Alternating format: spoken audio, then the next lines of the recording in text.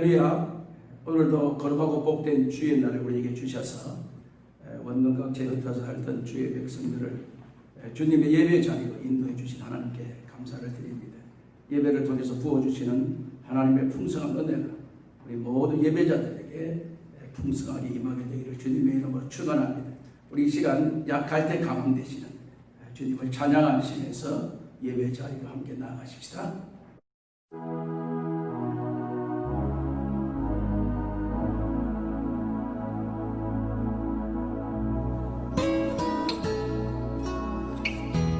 약할 때 강함 되시네 나의 보배가 되신 주 나의 모든 것 주 안에 있는 보물을 나는 포기할 수 없네 주 나의 모든 것 예수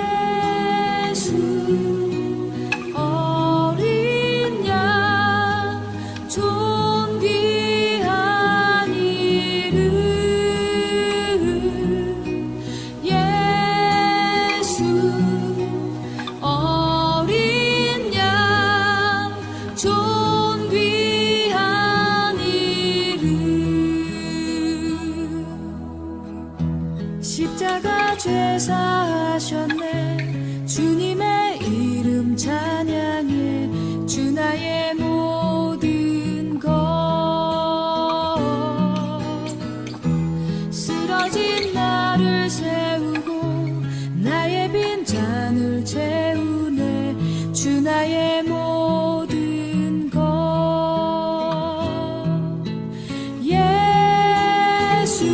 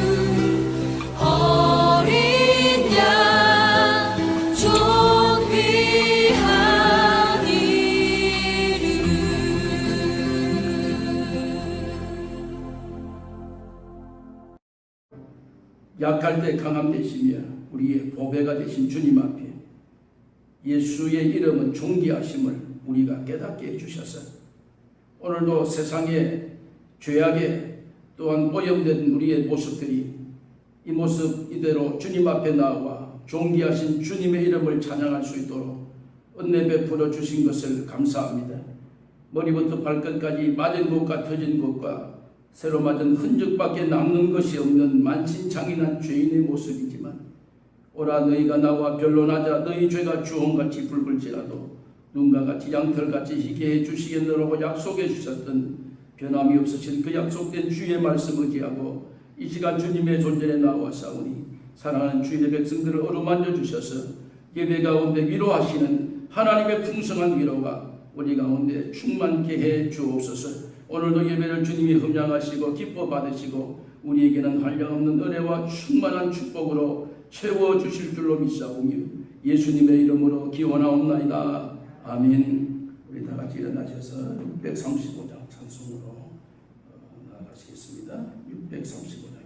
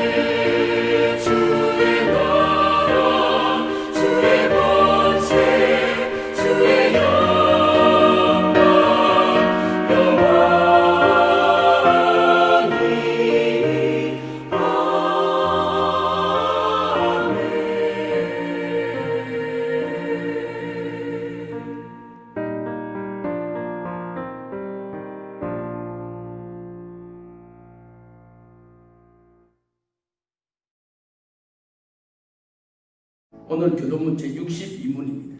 62문. 교동문제 62문. 여호와여 내 기도를 들으시며 내 간구의 귀를 기울이시고 주의 진실과 의로 내게 응답하소서. 주의 종에게 심판을 행하지 마소서. 주의 눈앞에는 의로운 인생이 하나도 없나이다. 원수가 내 영혼을 핍박하며 내 생명을 땅에 엎어서 나로 죽은 지 오랜 자같이 나를 암흑 속에 두었나이다.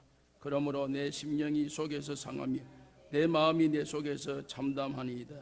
내가 옛날을 기억하고 주의 모든 행하신 것을 읊조리며 주의 손이 행하는 일을 생각하고 주를 향하여 손을 펴고 내 영혼이 마른 땅같이 주를 사모하나이다.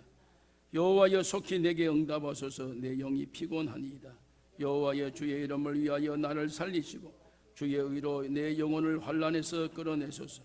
주의 인자하심으로 나의 원수들을 끊으시고 내 영혼을 괴롭게 하는 자를 다 멸하소서. 나는 주의 종이니이다. 아멘. 사도신경으로 우리의 신앙을 함께 고백하십시다. 전능하사 천지를 만드신 하나님 아버지를 내가 믿사오며 그 외아들 우리 주 예수 그리스도를 믿사오니 이는 성령으로 잉태하사 동정녀 마리아에게 나시고 본디오 빌라도에게 고난을 받으사 십자가에 못 박혀 죽으시고 장사한 지 사흘 만에 죽은 자 가운데서 다시 살아나시며 하늘에 오르사 전능하신 하나님 우편에 앉아 계시다가 저리로서 사한 자와 죽은 자를 심판하려 오시리라. 성령을 믿사오며 거룩한 공회와 성도가 서로 교통하는 것과 죄를 사하여 주시는 것과 몸이 다시 사는 것과 영원히 사는 것을 믿사옵나이다. 아멘. 앉으십시다. 63장 찬송입니다. 63장.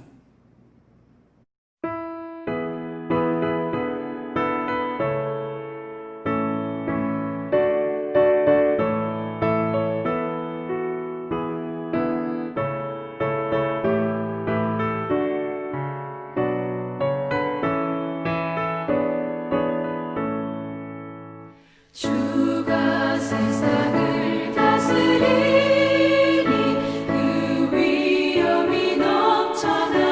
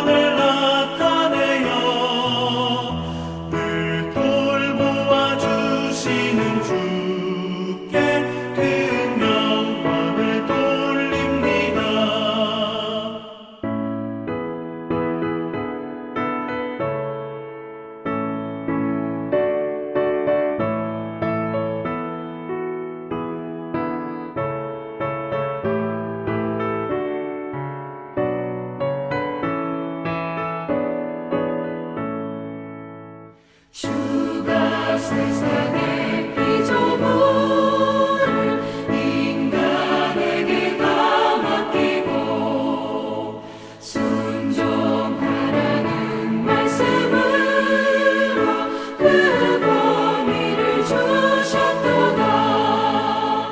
온 땅 위에 주님의 위엄 늘 넘치며 가득하니 그 나라와 주님의 영광 온 천하에 찬란하다.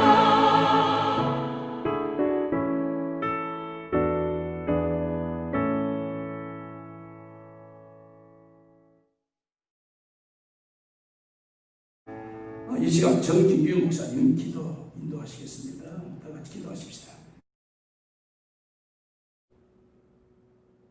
전능하신 하나님 아버지, 하늘과 땅을 말씀으로 창조하시고 지금도 하나님의 역사 가운데 두셔서 섭리해 나가시는 영광의 아버지 하나님, 오늘도 저희가 주님의 이름으로 모여서 주님을 예배하기를 원합니다. 저희의 예배를 받아주시고 저희의 마음과 뜻과 정성을 흠양해 주시기를 간절히 바라옵고 원하옵나이다. 말씀대로 살아가지 못하면서도 깨닫지 못하고 부끄러워하지 아니하는 우리의 그릇된 양심을 주님 긍휼히 여겨 주시옵소서. 이 시간도 주의 보혈로 덮어주시고 그 은혜에 감격하여서 피 흘리기까지 죄에 대해서 저항하고 싸워나갈 수 있는 저희들의 걸음이 되어줄 수 있도록 하나님 아버지 인도하여 주시옵소서. 주님의 교회를 기억하여 주시옵소서. 예수님이 주인되는 여수름교회가 되어질 수 있도록 하나님 아버지 인도해 주시기를 간절히 바라옵고 원합나이다. 주는 그리스도이시며 살아계신 하나님의 아들이라고 고백하는 무리들의 모임입니다. 하나님, 이 고백이 저희의 입과 머리에만 머물러 있는 것이 아니라 이 고백대로 저희들이 살아낼 수 있는 은혜를 더하여 주셔서 세상의 쾌락과 영광을 추구하지 아니하고 자기를 부인하며 십자가를 지고 주님을 따라가는 그 일에 새로운 생명의 역사가 일어남을 기억하며 이 기쁨과 감격을 위안으로 삼고 주님의 뜻을 이뤄갈 수 있는 귀한 주님의 몸된 교회가 되어질 수 있도록 하나님 아버지 인도하여 주시옵소서. 속한 성도 한 사람 한 사람을 기억하여 주시옵소서. 보이는 것은 잠깐이요 보이지 않는 것은 영원하시다라는 주님의 말씀을 기억하며 저희가 살아가는 이 세상의 인생이 하룻밤 잠시 머무는 것임을 잊지 아니하도록 주님 도와주셔서 우리의 모든 것에 있어서 하나님의 영광을 위하는 것이 무엇인지를 먼저 기억하고 하나님의 영광을 위하여서 주님 부르시는 그날까지 주님 저희가 달려나갈 수 있도록 인도해 주시옵소서. 어떠한 상황과 환경 가운데서도 저희의 목자가 되어 주셔서 친히 저희를 인도하시며 자기의 이름을 위하여서 의의 길로 이끄시며 원수들 앞에서 상을 베푸시는 하나님을 기억하며 두려워하지 아니하고 담대하며 하나님 앞에 감사하며 나아갈 수 있도록 인도하여 주옵소서. 오늘도 주의 말씀을 증거하시는 전성철 담임 목사님을 기억해 주시고 진리의 말씀을 선포하실 때에 하나님의 공의가 선포되게 해주시고 그 말씀을 받는 저희들이 옳고 그름을 깨닫게 해주셔서 우리의 삶이 하나님의 말씀 앞에서 변화되어지는 놀라운 역사가 나타날 수 있도록 하나님 아버지 인도하여 주시옵소서. 예배를 시작하였습니다. 마치는 시간까지 순서마다 하나님께서 간섭하여 주시고 하나님만이 영광 받으시는 하나님만이 찬양 받으시는 예배가 되어질 수 있도록 인도하여 주시옵소서. 감사드리고 이 모든 말씀 살아계신 우리 주 예수 그리스도의 이름으로 기도드리옵나이다. 아멘.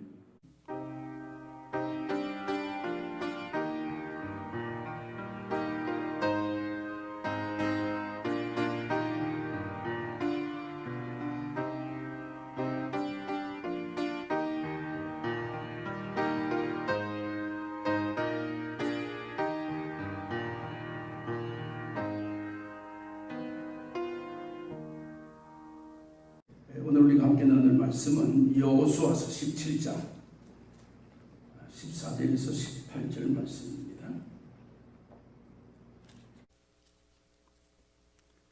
여호수아서 17장 구약 성경, 제가 가지고 있는 성경 346페이지 구약 성경 여호수아 17장 14절에서 18절 말씀을 우리 다 같이 한 목소리로 합독을 하십시다. 오늘 본문 말씀입니다. 여호수아 17장 14절입니다.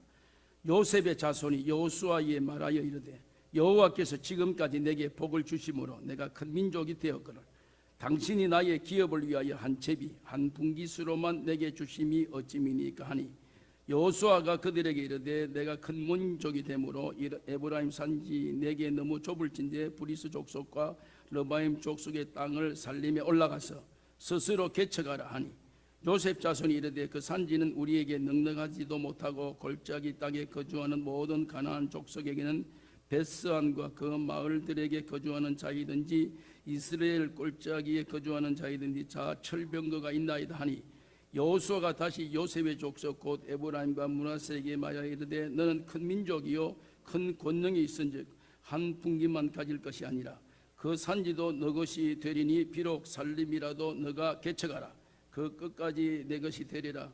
가나안 족속이 비록 철병거를 가졌고 강할지라도 너가 능히 그를 쫓아내리라 하였더라. 아멘. 252장 찬송 한 장 더 하십시다. 252장.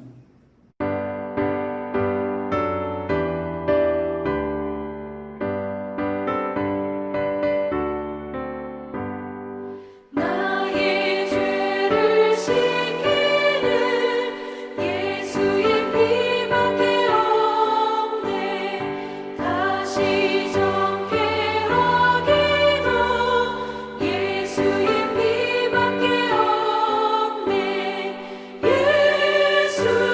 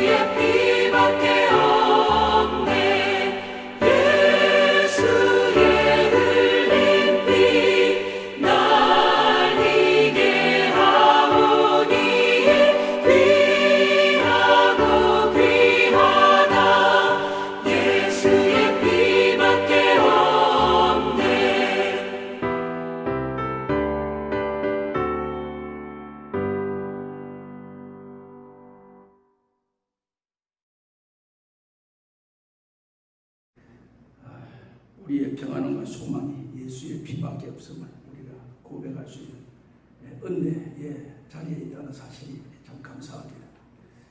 한 주간도 주님의 은혜로 자리로 우리를 인도해 주셔서 주어진 모든 현실 속에 현실에 낙심하지 아니하고 베풀어 주신 하나님의 은혜를 세워보는 지혜를 허락해 주셔서 감사합니다.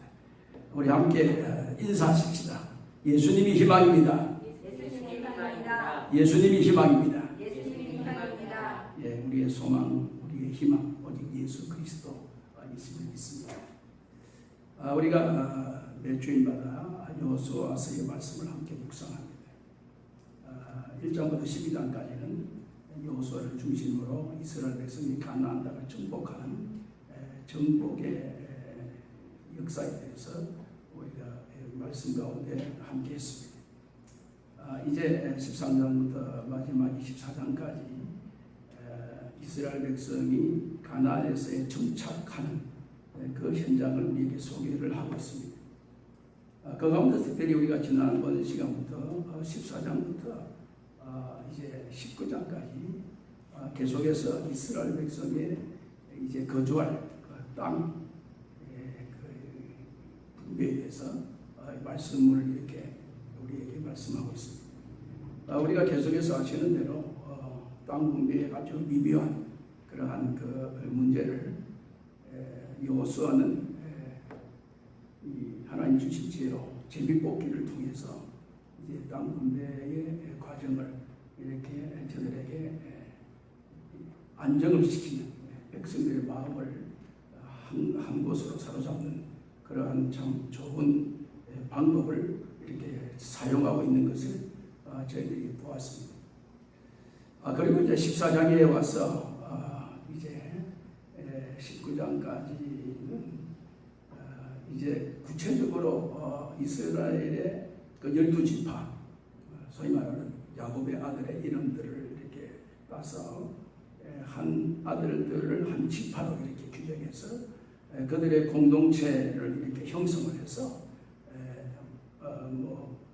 루벤 지파는 요단 동편에 산다든지 시므온 지파는 어디 산다든지 이렇게 해서 말씀을 하는데 우리가 지난 시간에 좀 관심을 가지고 이렇게 볼 수 있었던 그 사실 가운데 하나가 14장부터 이 19장까지 17장 18장까지 계속해서 이 요셉과 이제 유다에 관한 그들은 사실 그 야곱의 자녀들 중에 또 이스라엘의 사실 대표적인 그러한 인물은 아닙니다. 서열상으로 보면 아시는데도 네 번째 아들이 유다고 11번째 아들이 요셉인데 여하튼 간에 이 이스라엘의 그 지파의 그 대표격의 역할을 이렇게 두각을 나타내는 지파가 유다와 요셉 지파라고 이렇게 볼 수밖에 없는 것은 14장에서 19장까지 그 내용 중에 14장에서 18장 그 어간의 모든 내용이 집중적으로 유다와 요셉, 그 중에서 요셉에 관한 그런 내용이 집중적으로 이렇게 거론이 되어 있는 것을 우리가 이렇게 보게 됩니다. 그리고 나머지 이제 지파에 대해서는 마지막 19장에 가서 한목에 이제 이렇게 뭉뚱그려서 소위 말하는 한마디로 이렇게 결론을 내려 이런 이 배열상을 보면 요셉에 관한 관심이 좀 우리가 집중해야 될 필요가 있다는 사실을 우리에게 암시해 줍니다. 어떤 내용을 이렇게 굉장히 구체적으로 또 장황하게 또 이게 세세하게 아주 세밀하게 그렇게 말하는 그 이유 가운데는 이것을 우리가 알아야 될 분명한 이유가 있어야 된다라고 하는 그런 그 하나의 사실 때문에 이것을 장황하게 하지 않겠나 하는 그런 우리가 생각을 해볼 필요가 있다는 사실입니다. 그래서 이 요셉에 관한 이야기를 지난 주일에 집중적으로 함께 이제 말씀했습니다. 오늘은 그 선상에서 동일하게 다시 요셉에 관한 문제를 한 번 더 이렇게 거론을 해봅니다. 오늘은 우리가 여호수아 17장 14절 말씀을 본문으로 채택하면서 시작하는데 그 요셉에 관한 말씀인데 14절에 이렇게 시작됩니다. 여러분의 성경을 보면 요셉 자손이 여호수아에게 말하여 이르되 여호와께서 지금까지 내게 복을 주심으로 내가 큰 민족이 되었거늘 당신이 나의 기업을 위하여 한 제비 한 분깃으로만 내게 주심은 어찌미니까 하니. 여러분 이 말을 읽다가 가만히 보면 이걸 뭔가 항의하는 내용입니다. 항의. 소위 말하는 영어로 말하면 컴플레인을. 누가? 요셉 지파의 이 족속들, 이 여호수아에 와서 이렇게 항의를 합니다. 우리가 지금까지 살아왔는데 살아왔던 것의 결과는 하나님이 복을 주시지 않았느냐. 특별히 우리 지파에게 다른 지파에 비해서 많은 복을 받은 것 같다. 그런데 많은 복을 받았다는 것은 그 인구가 많이 이렇게 다른 지파에 비해서 많다는 것을 증명하는 거죠. 당시에 복을 세상적인 복의 기준을 할 때 얼마나 그 자녀가 많냐. 그러니까 아브라함이 하나님께서 내게 너의 복의 근원이 될지니라 하면서 그 아브라함에게 예를 들었을 때 하늘의 별을 봐라. 바다의 모래를 헤아려 봐라. 너 자손이 그렇게 많을 것이다.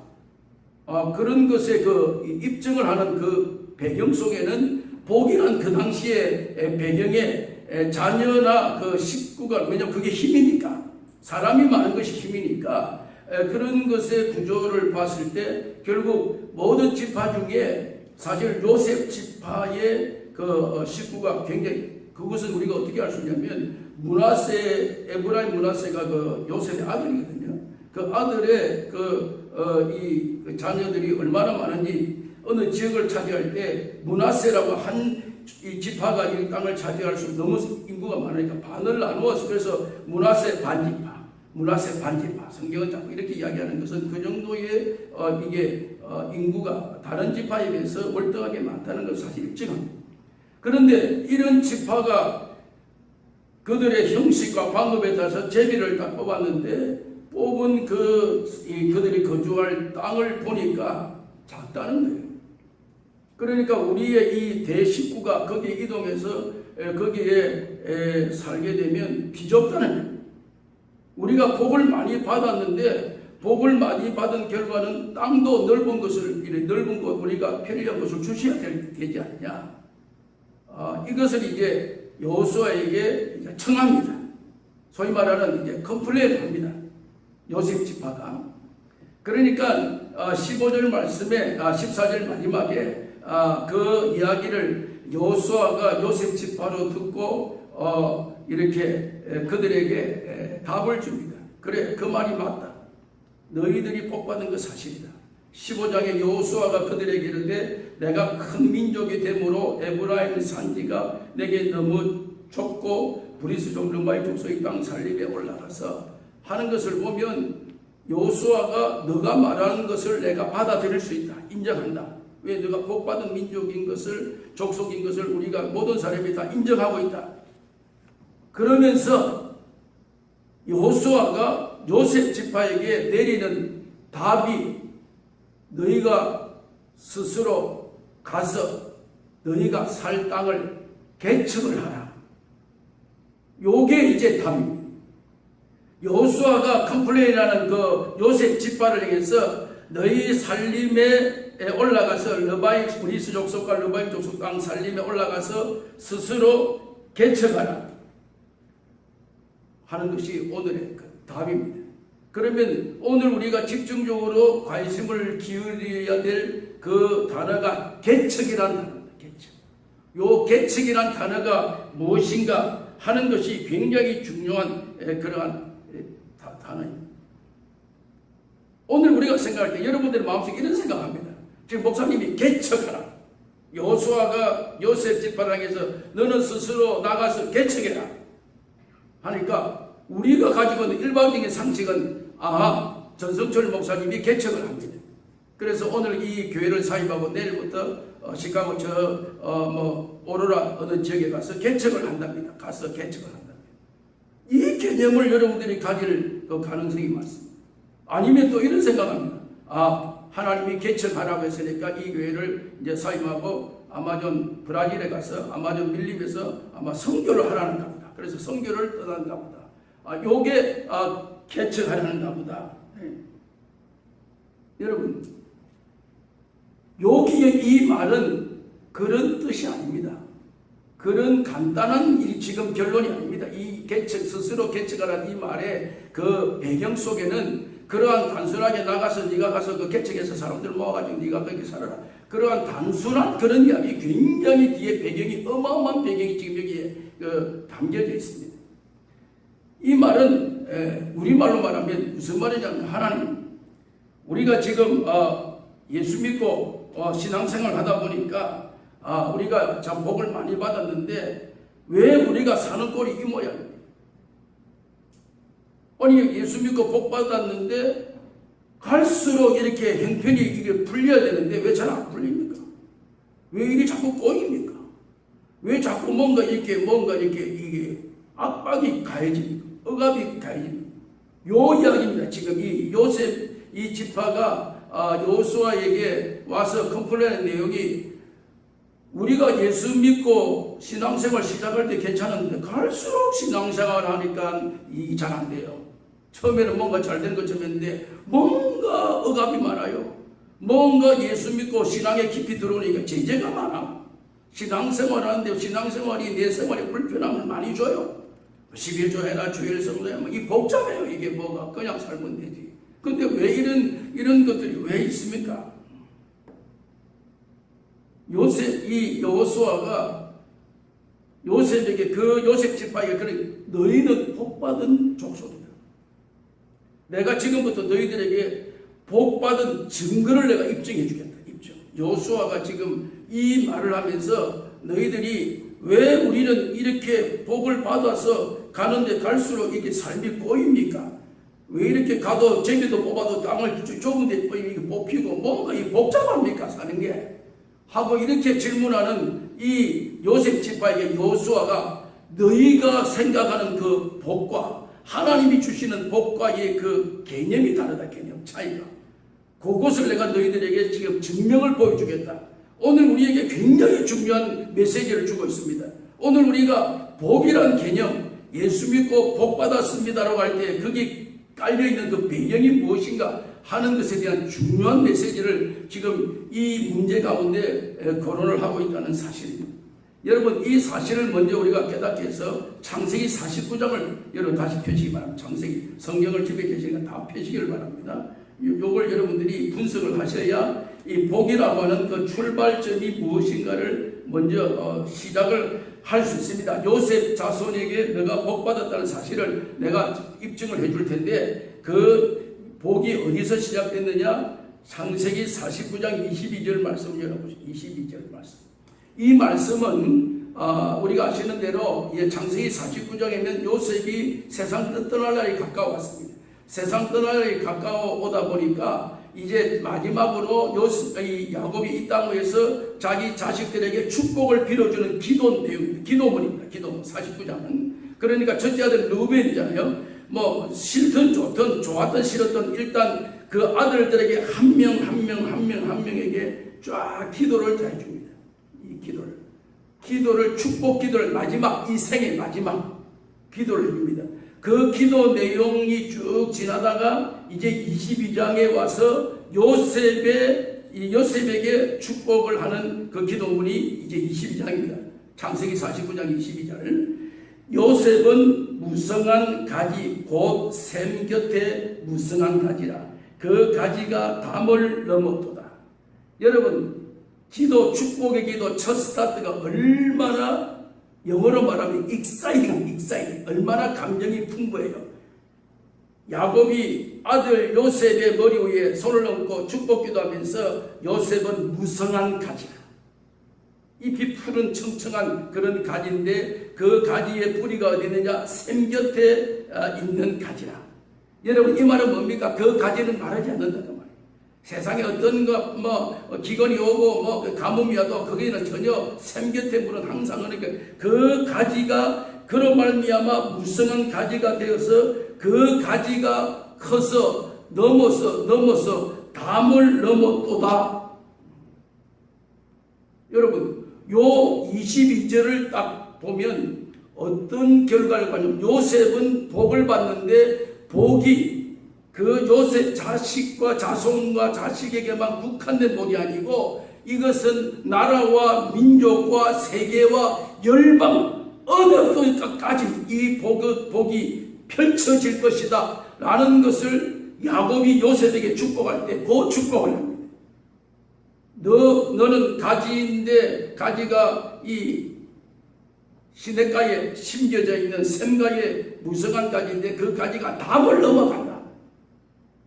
너를 당할 적 없이 담을 넘어서 세계 어느 곳에까지 너 복의 영향이 미쳐질 것이다.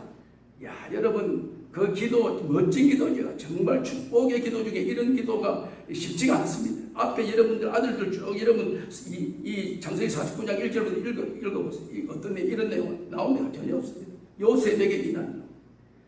그 다음에 이제 23장에 보면 23절에 보면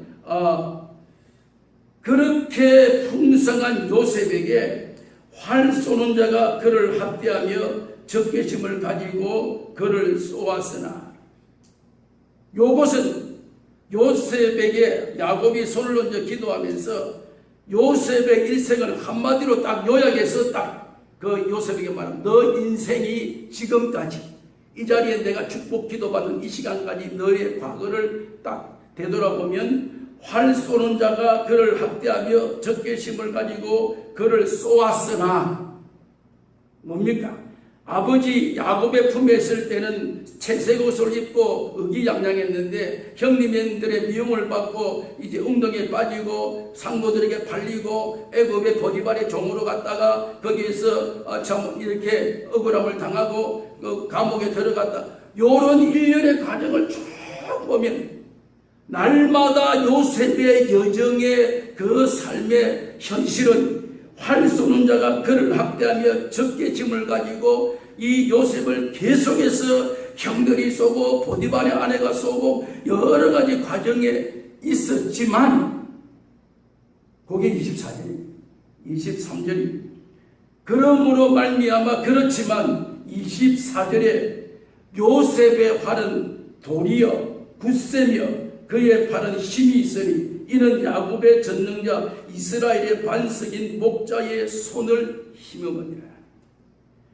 너의 일생의 과정을 쭉 펼쳐보면 정말 기가 막힌 그러한 현실에 너가 처하여질 수밖에 없었지만 너가 지금 현재 이 자리에서 지금 야곱이 요셉의 머리에 얹고 기도하는 이 순간은 요셉이 대국의 국무총리가 되어서 아버지 밑에 무릎을 꿇고 복을 받는 이 순간의 그 현실을 바라볼 때에 요셉의 팔은 도리어 굳세어서 그 팔은 힘이 있으니 이는 그렇게 너를 굳세게 이런 위기 속에서 너를 구하시고 건져내신 그 분은 야곱의 전능자 이스라엘의 반석인 목자의 손을 힘입으니라. 이 말을 다른 말로 말하면 하나님이 너를 도우셨도다. 하나님이 지금 이 자리에 서게 된 것은 하나님의 도움이었도다. 그 복은 평탄한 데는 아니지만 때로는 활을 쏘고 적개심을 풍부하는 그런 과정에 있지만 그러나 그에게는 그 활 쏘는 자가 그를 학대하며 그를 쏘았으나 오히려 요셉의 활은 더 확실하고 굳건하게 되어진 배경 속에 하나님이 너와 함께하고 계신다. 누가? 야곱의 전능자 하나님. 하나님의 손을 덧입으니라. 여러분, 그로 말미암아 이 야곱이 요셉에 주시는 마지막 복이 무엇인지 아십니까? 25절의 마지막에 보면 내 아버지 하나님께로 말미암았나니 그가 너를 도우실 것이요 전능주로 말미암아 그가 내게 복을 주실 것이라. 위로 하늘의 복과 아래로 깊은 샘의 복 젖먹이는 복과 태의 복이니라. 전능자가 너를 도우실 것임이니라. 야곱의 전능자 하나님께서 너를 도우실 것인데 그 도우심의 가장 중심에는 하나님이 너를 복되게 하셨는데 왜 복되게 하셨는가? 24절 말씀에 보면 요셉의 팔은 도리어 굳세고 그 팔은 힘이 이는 야곱의 전능자 이스라엘의 반석인 목자의 손을 입으십니다. 야곱이 축복할 때 너가 이스라엘의 목자의 반석이다. 여러분, 이 표현이 신약에 와서 무슨 표현입니까? 목자의 반석이니라. 예수 그리스도를 지칭합니다. 예수 그리스도의 배경이 목자이시고 반석이시다. 그 하나님의 손에서 흔들 자가 없다는 것. 바람이 나고 창수가 나도 반석 위에 세운 집은 흔들리지가 않는다. 모래 위에 세운 집 무너질지라도 그 반석이 누구냐? 예수 그리스도이십니다. 그분이 우리의 누구십니까? 목자이십니다. 오늘 야곱이 요셉에게 축복할 때에 그 축복의 그 단어가 예수 그리스도를 그러기 때문에 지금 요셉 이야기를 끊이지 않고 계속해서 우리에게 지금 몇 장을 할애하면서 소개하는 그 배경의 이면 속에는 바로 그것이 배경이 지금 담겨져 있다는 사실. 요셉과 예수님의 그 동선이 똑같다는 이야기입니다. 지난 시간에 제가 말씀드렸죠. 요셉은 야곱 형제들을 구원하는 일에 전격적인 역할을 담당했지만 예수님은 온 인류의 죄를 담당하시는 그런 그 역할을 담당하시는 그 배경의 동선이 요셉과 예수님이 동선이 같다는 이야기. 요셉이 형들의 미움에 이제 사로잡혀서 웅덩이에 빠져서 3일 거기서 나와서 이스마엘의 상무들에게 팔려가서 그런 고초를 겪은 그 과정이 예수님을 이스라엘 백성이 이제 잡아서 유대인들 바리새인들이 예수님을 모함해서 잡아서 예수님을 죽였습니다. 아리마다 사람 요셉의 무덤에 집어였습니다. 3일 동안 거기 갇혔습니다. 그리고 예수님은 거기에서 부활하셔서 나오셨습니다. 나오셔서 그때부터 예수님은 온 인류를 구원하시는 구원의 선포가 시작되는 것입니다.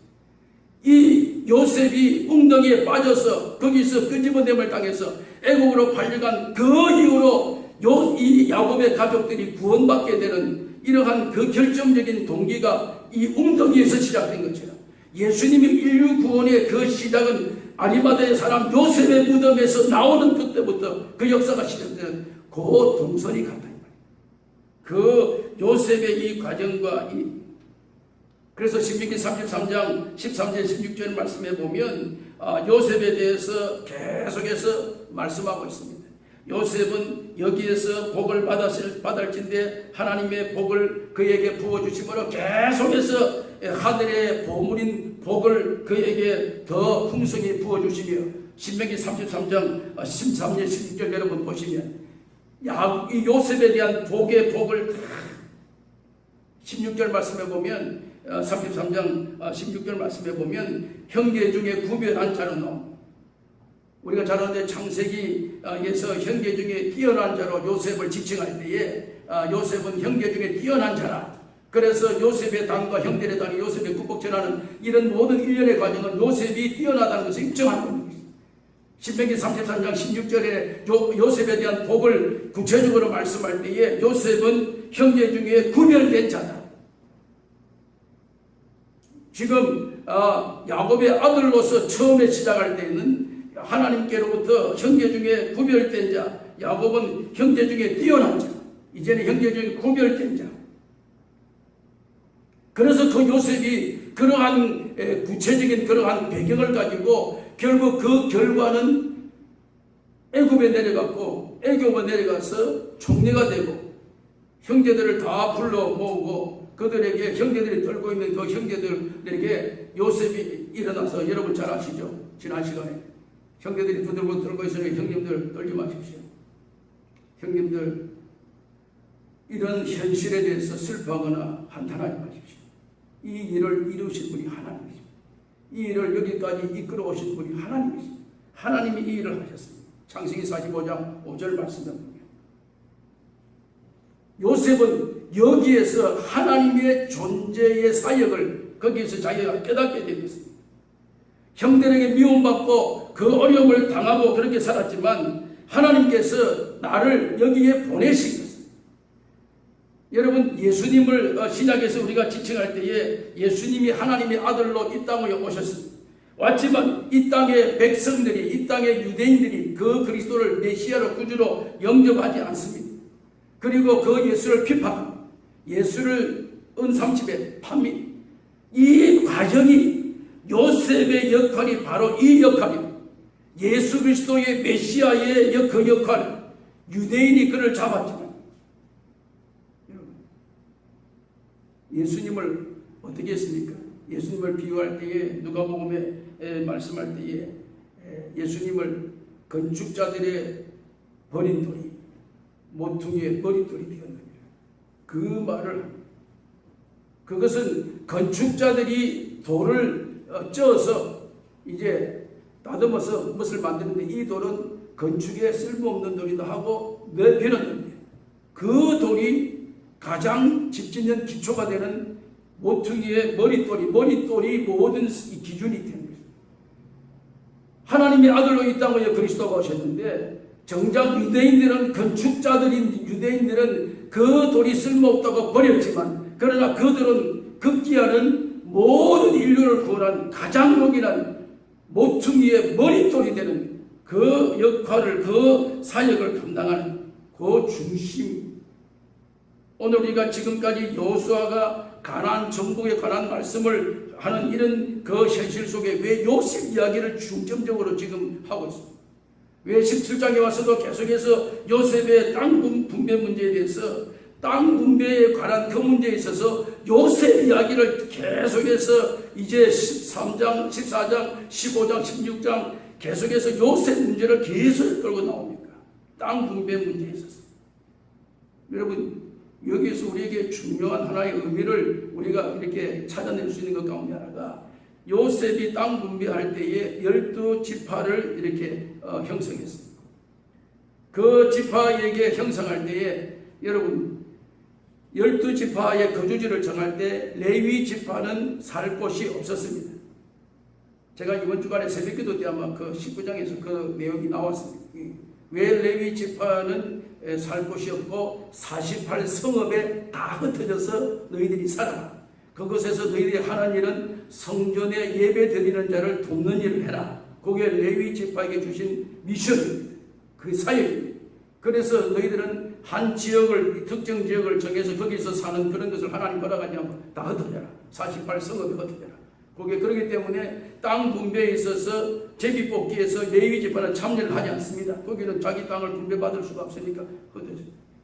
그런데 여기 여러분 분배받는 과정에 쭉 보면은 그러면은 야곱의 아들의 루벤부터 시작해서 뭐 쭉 시몬, 유다 쭉 이렇게 뭐 스스불론, 납달리, 갓, 아셀 뭐 이렇게 뭐 단 지파 뭐 이렇게 쭉 나오는데 요셉 지파라는 단어가 있어요.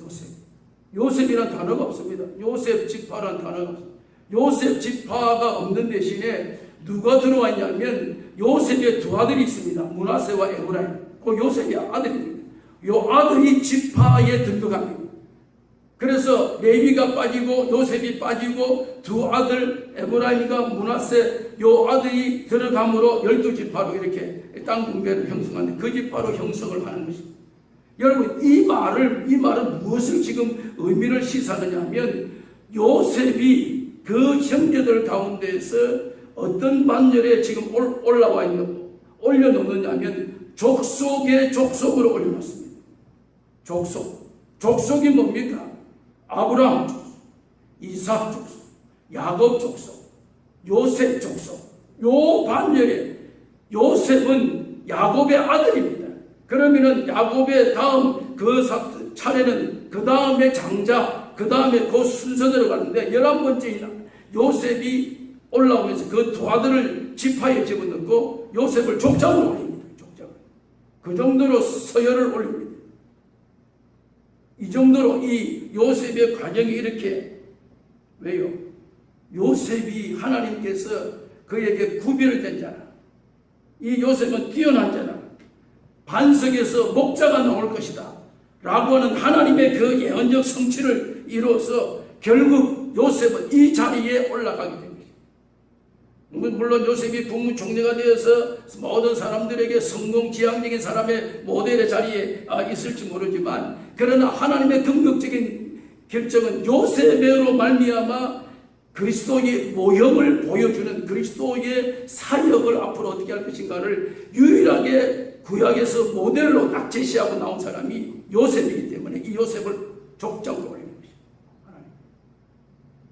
이런 배역이 요셉이 받은 그 배역, 가나안 땅에 들어와서 지금까지 여호수아에게 이들이요. 그런데 이 요셉의 족속들이 여호수아에게 와서 이런 배경을 가지고 있는데, 이런 복을 가지고 있는데, 이런 창세기 49장 야곱의 손을 들어서 요셉의 족속에게, 지파에게 축복할 때 이런 복을 쭉 이렇게 내려왔음에도 불구하고 이들이 와서 여호수아에게 왜 우리 땅 잡냐? 왜 이 땅 이것밖에 안 되냐? 그렇게 컴플레인하는 그 배경 속에, 그 의미 속에는 오늘 우리가 예수 믿고 하나님의 자녀 되었는데 복을 받아야 될 거 아닙니까? 지금 요셉 족속이 여호수아에 와서 컴플레인하는 내용이 그 내용입니다. 우리가 하나님의 자녀 아니요, 우리 복을 받아야 되지 않습니까? 우리는 넷을 가지면 저 사람은 둘을 가지야 하나님께 영광 되는 게 아니에요. 우리가 하나님의 자녀면 우리가 더 잘 살아야 되는 거 아닙니까? 우리가 더 건강해야 되는 게 아니에요. 우리가 더 많이 가져야 되는 거 아닙니까? 저 사람들보다. 그래야 궁극적으로 하나님께 영광이 되지 않습니까?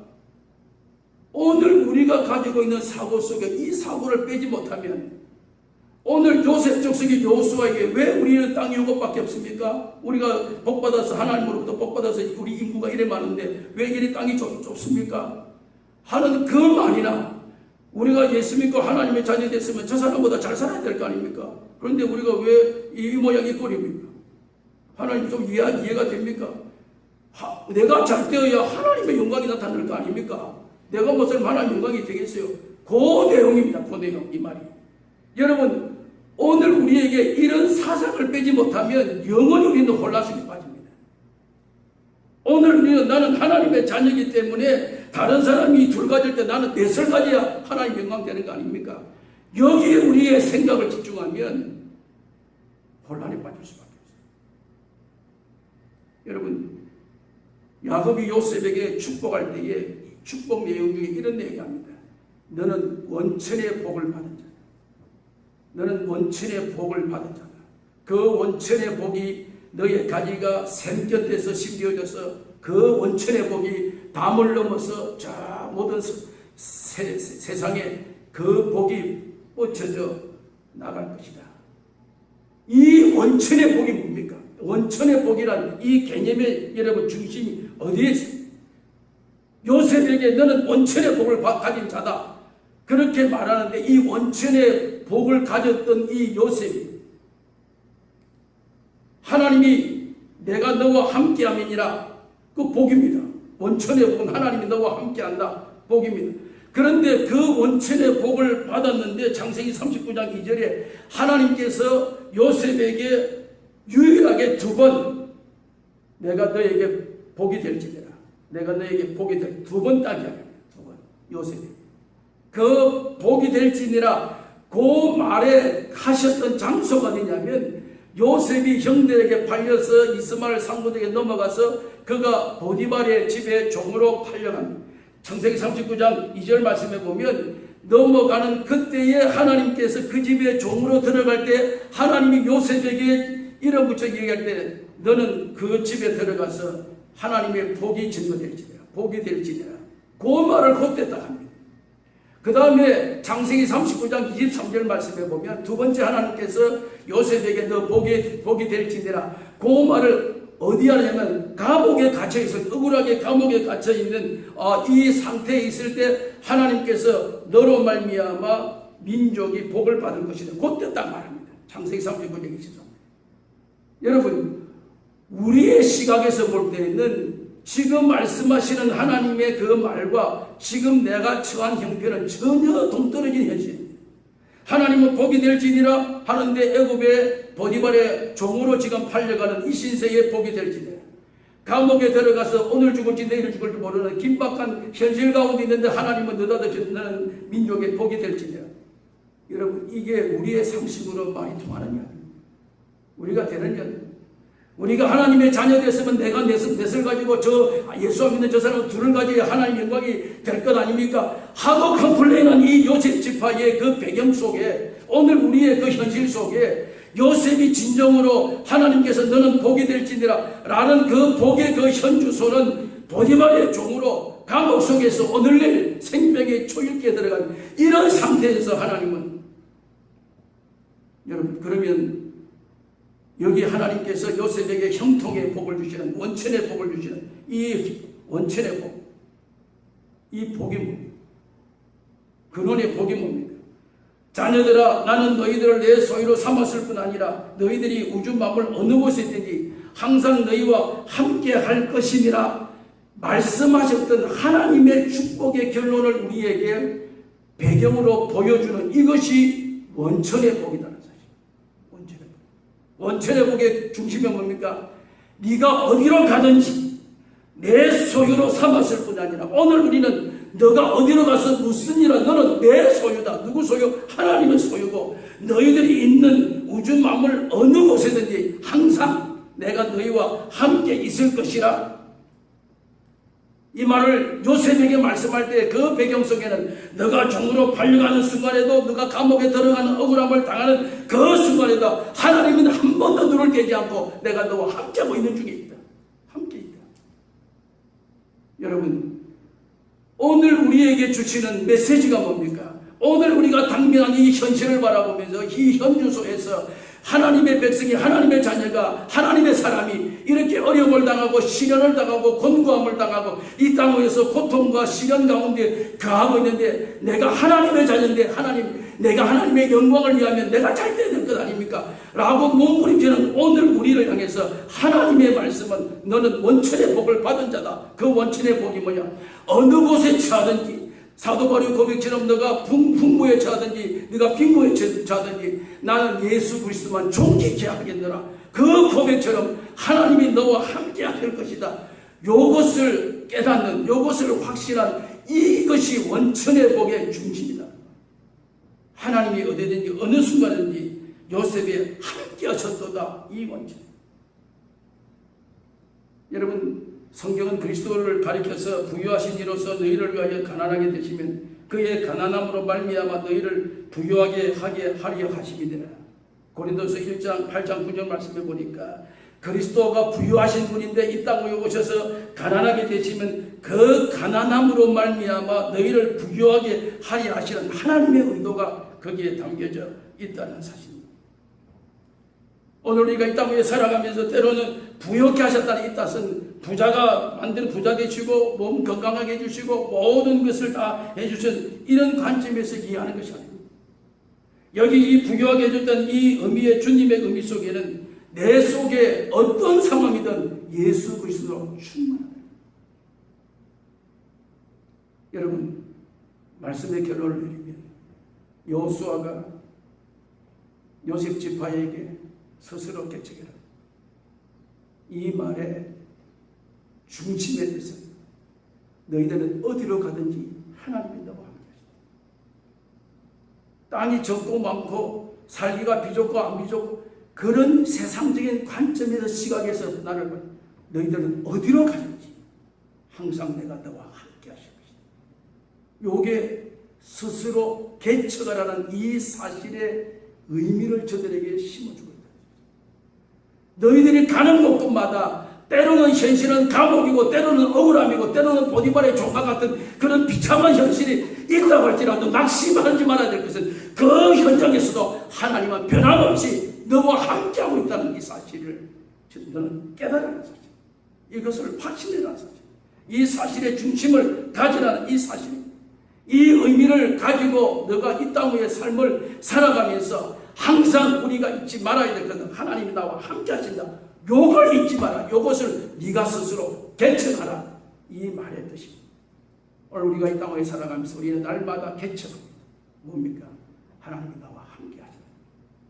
때로는 현실은, 때로는 눈앞에 들어오는 시야는 비좁고 우리의 판단으로서는 살기가 힘들 것 같이 보인다고 할지라도 그것이 우리에게 별 의미가 없는 것은 여호수아가 요셉 지파를 통해서 너가 스스로 개척해.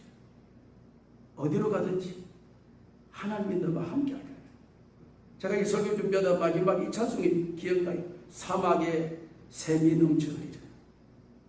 사막에 꽃이 피어 향내 내리라.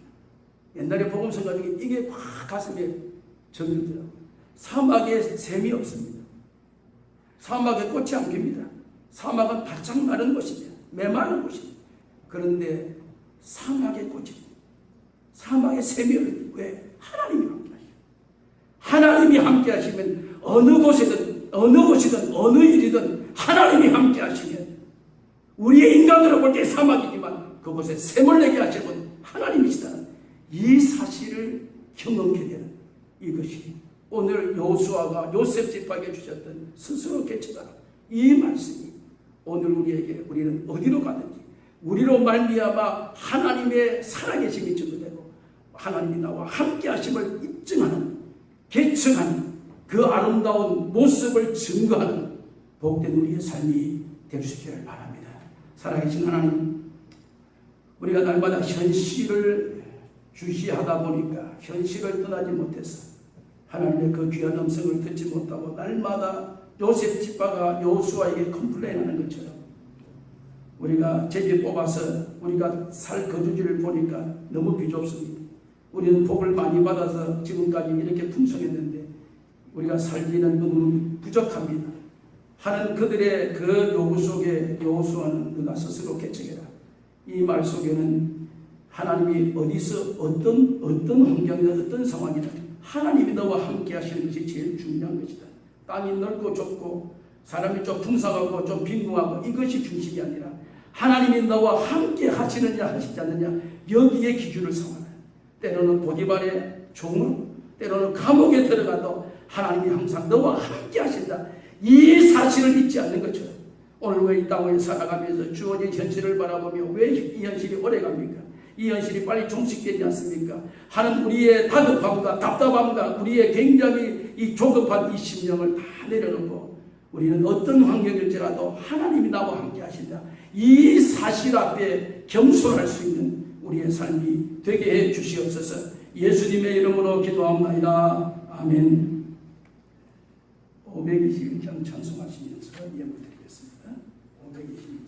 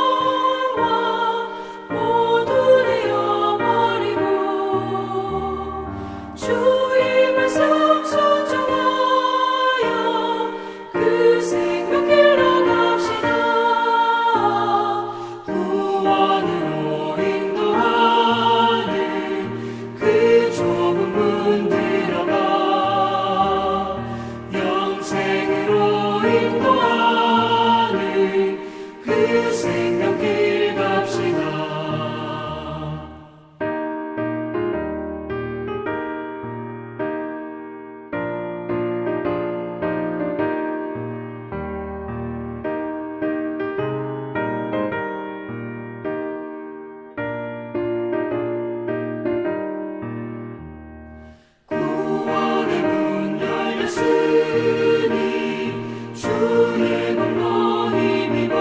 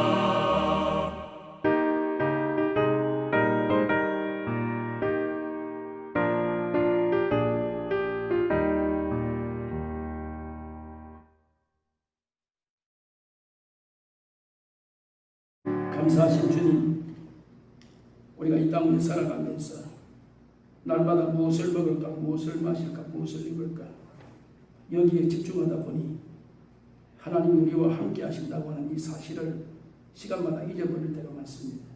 이 아침에도 저희들에게 스스로 개척하라, 이 말씀이 주는 의미를 다시 한번 되새기게 하셔서 우리는 어느 곳에 떨어지더라도 어느 곳에 살더라도 하나님이 항상 나와 함께 하신다고 하는 이 분명한 진리의 변함이 없음을 확인하는 저희를 되게 하시니 오늘도 받은 은혜 감사하며 이 시간도 제목을 올려 주님 앞에 드려지는 감사 예물이 있습니다.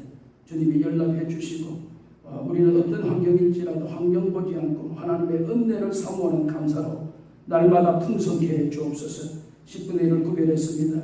말씀대로 살아가려고 힘쓰는 저희들에게 하나님 축복해 주시고 우리뿐만 아니라 우리의 후손들까지 복이 이어지는 놀라운 은혜를 우리로 하여금 우리의 후손들이 보게 해 주시옵소서. 선교의 물과 건축의 물과 주일의 물 우리가 주님 앞에 올려드립니다. 주님이 연락해 주시고 오늘 우리 성도들 때를 따라 일용할 양식 주심에 감사하게 하시니 어떤 상황일지라도 우리는 늘 하나님이 나와 함께 하십니다. 오늘 우리는 스스로 개척하라, 이 사실이 우리의 가슴에 떠나지 않도록 오늘도 은혜 가운데 저희들을 지켜 주옵소서.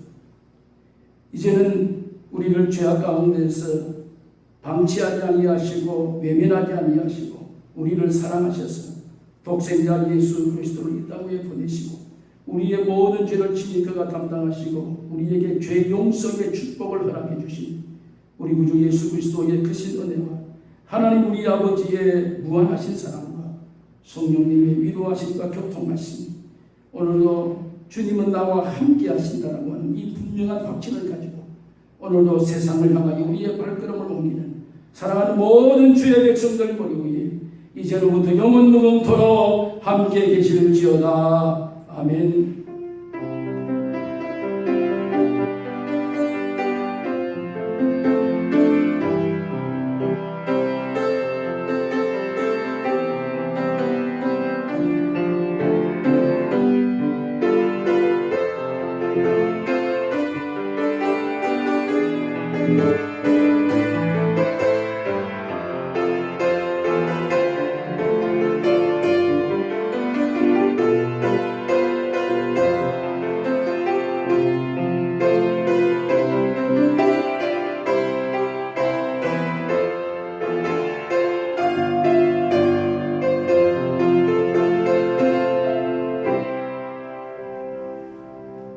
할렐루야, 감사합니다. 우리 2020년 표호 힘있게 한번 외치고 우리가 세상을 향해서 한 주간도 또 살아가십시다. 복음은 능력입니다. 복음은 능력입니다. 복음은 능력입니다. 복음은 능력입니다. 아멘. 감사합니다. 2021년 교회 표도 다 정했습니다. 그래서 제가 기도하는 다음에 정해서 이렇게 배너를 만들어서 아마 다음 주에 한국에서 이렇게 올 겁니다. 2021년도에는 목사님이 어떤 표로 2021년을 시작할 것인가 기대를 여러분이 많이 해보시길 바랍니다. 어제부터 우리 주일학교 여름성경학교 매주 토요일마다 3번에 걸쳐서 여름성경학교 있습니다.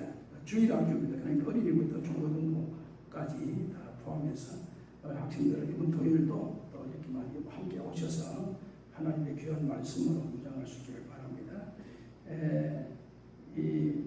2부 예배 때 오늘은 교육부 수료식이 있습니다. 우리 자녀들이 이제 초등학교에서 중등, 고등, 대학 이렇게 지나가는 학생들이 있어서 있는 순서가 있는데 여러분들이 명단이 여러분 주보에 보면 나와 있습니다. 기대해 주시기 바라고요. 8월 성경 문제 오늘 배부하는데 여러분이 어려울 때 이 말씀 성경 뒤져가지고 이걸 말씀을 한번 맞추고 이렇게 풀어보는 것도 신앙생활의 큰 기쁨이 될 수가 있습니다.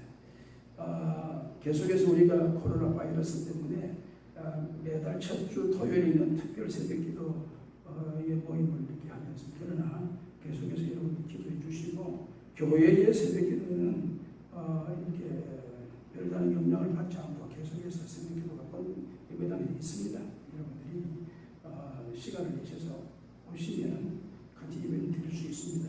기도해 주시고요. 출타한 성도들 여러분 계시는데 함께 기도해 주시기 바랍니다. 대단히 감사합니다.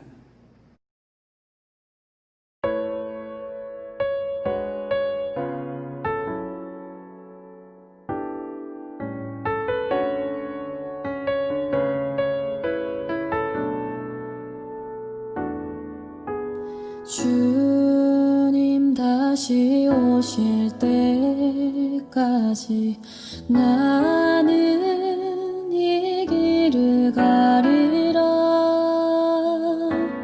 좁은 문 좁은 길 나의 십자가 지고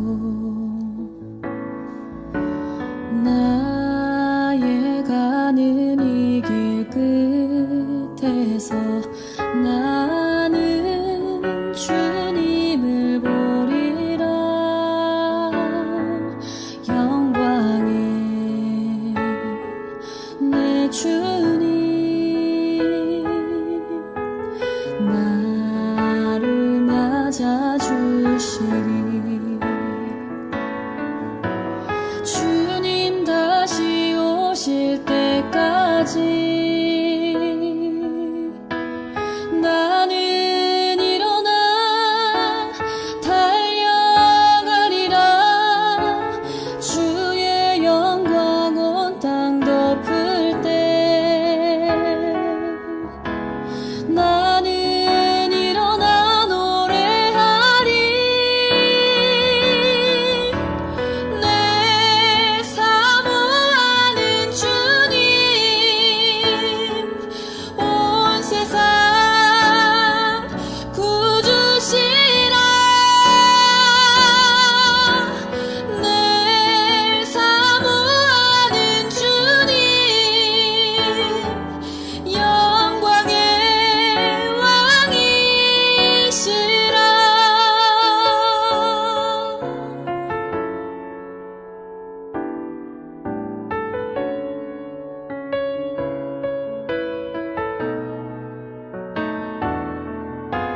주님 다시 오실 때까지